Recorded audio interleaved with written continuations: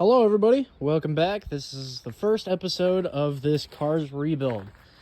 So in this video, we're going to be tearing apart everything from the radiator to the battery to all the small components that hook up from the cab and from everywhere else. We're going to go ahead and disconnect almost everything here. So originally I was draining this out. So the thing is with the radiators like these is they usually have a little section of them where you could able to go put some hoses or tubes down. And luckily there was a hole right here, so I was able to put that down. I drained some radiator fluid out, and some of the rest I got to go turn this more counterclockwise so all the rest can go by, as you can see. But I mean, this is going to be a project, and I hope you guys stick along.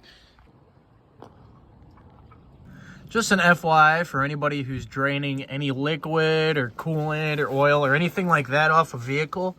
Always make sure you got yourself another pan or another place to go ahead and put oil or whatever substance you're taking out of your engines, just in case, you know, the first one that you put down or something like that, it overfills and drips onto the ground, which is hazardous chemicals. Just remember that. So right here, we pretty much just got an oil jug that we kind of just cut up a little bit, and we made adjustments, and now we can use it as a pan for oil. So, I mean, it's pretty sweet. So, but it's always to be safe than sorry. Alright, so we took everything out of this jug that was full of coolant and everything else, and we just poured it right into here. So, yeah, let's go, boys. Now we're on to popping off the coolant lines, cough radiator hoses. There's also a future reference for anybody who wants to pop off a radiator hose. When you get started, make sure you always have a flathead screwdriver on standby, because it doesn't matter how old your engine is or whatnot. Sometimes these coolant hoses, my bad guys, these coolant hoses are just kind of just a pain in the top off. I mean, you can already see how corroded and all that sort of stuff is, but sometimes these are really a bit of a pain. I would have also, the bigger flathead you get, the better it works. It's just a really big pain actually. But hold on. Well, everybody, this is the next day. So it's day 2 on this project car. I was able to get the radiator hoses off on both sides. So the radiator is pretty much all set and done of pretty much getting disconnected. So radiator is out. Let us go. Now we got all this stuff we gotta take out. All these engine mounts right here, everything. In a blink of an eye, we took the radiator right off this car. So now we're just gonna go ahead and take all the rest of the stuff that pretty much just connects to the engine, like the battery we're gonna do next. And I'm just gonna start ripping apart electronic components and some other few things that hook up to the engine. Kind of like the engine mounts right there. So this is how you take your battery terminals off. I know for this battery it's really old, and you can already see how corroded it is. But you continuously got to pry on top of here, and eventually these things pry right off like that. For this one should be easy, no doubt. And you just pry right under here. And always do both sides, just so it's even and one side doesn't get attached. Just like that. Then we take out the battery straps, which was kind of just held in there by bungees, so those are getting thrown out too. No, I'm kidding, I'm not throwing these out. I'm saving them. But that's just one piece done. So, yeah. Also, a daily reminder for anybody who gets an old car or whatnot, the ground on these vehicles are pretty much held up by a really cool electrical band, which I know it's a conductor and all, but I have never seen this one single time with a whole bunch of just twisted metal as a ground wire. I think it's so cool to me, but it's really, really simple to take out. Just literally just one bolt and boom, you're good to go. Just like that, it's out. So it's pretty easy. So boom, we got the battery out. Now we're moving down to the alternator. We're gonna take the bracket out, and we're also gonna take this out. So, and 1, 2, 3. Boom. As you can see, we got the alternator off, and now we are taking off the fan with this big old DeWalt. I already got 2 of them out. I love DeWalt, one of the best companies in the world for me. So let's go take the sucker out. Look how quick and easy that is. I'm gonna drop this down. Alright, got that one. And let's go get this one. Look how quick and easy that is. Boom. So you can go see right here. We're gonna go get that little washer. Nope, little washer ran away. But so the cool thing with these fans, especially older cars, is all you gotta do is just pry on it with the back of a flathead screwdriver.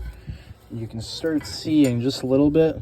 It's prying right off. You just gotta go all the way around evenly. Don't go to one side and keep on prying because it's not gonna work. All even out. Even it out all the way. And see it's going. And I think I should do it. No, just a little bit more.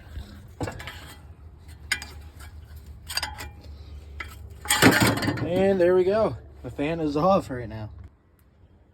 So as soon as I was done taking off the fan and everything, I just made sure I was able to put all the bolts that held in the fan just so I know where they are when I take the engine out, instead of like being like, oh, where did they go?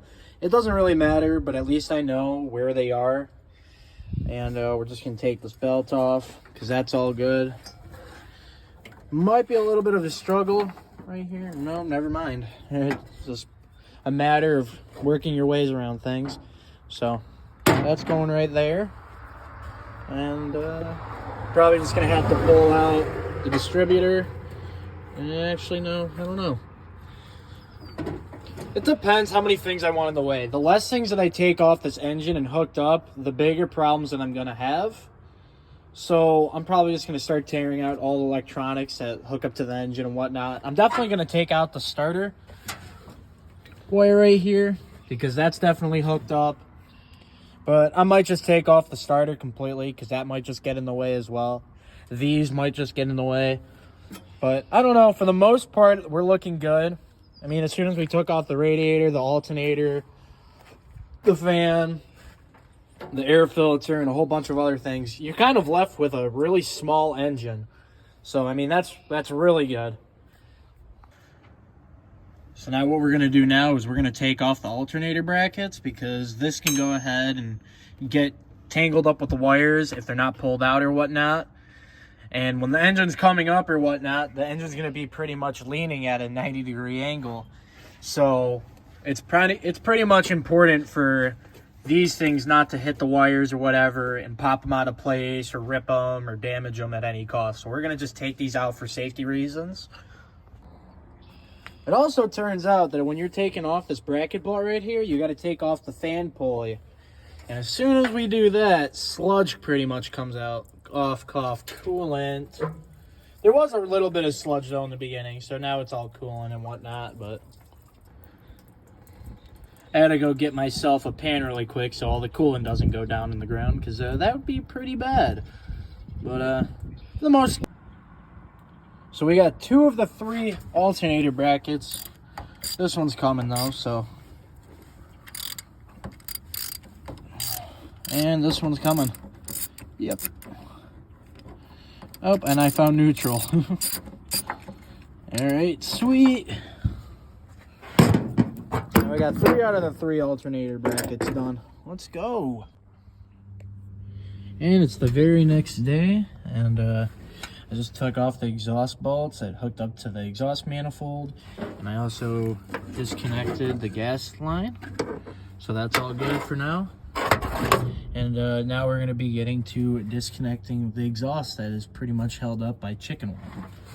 So, as you can see, this exhaust is pretty much held up by the exhaust manifold and some chicken wire, and that's pretty much it. As soon as I disconnect one of these, that thing should fall. No? Huh. Let's try to put it out. Let's hold on by that one too. And if you pull on it, I think. Yep. Like that. This thing does not want to go right there. So there we go. There's the exhaust. Also has a cherry bomb muffler on it. Interesting. Okay, so when I wasn't recording, I just decided to go rip out the drive shaft. So that's pretty much all set. All I gotta do is just disconnect it from the transmission right here, and I think we should be all good. So let's go do that really quick. I'm also working with very, very limited space. This should pop out, hopefully. Because there you go. Sweet. Then you're left with all these washers and whatnot. So also, just for anybody who wants to pull out a drive shaft or anything, make sure you have like logs or whatnot so they can secure the wheels and make sure that they don't roll forward, especially when you're at an incline like the driveway right here.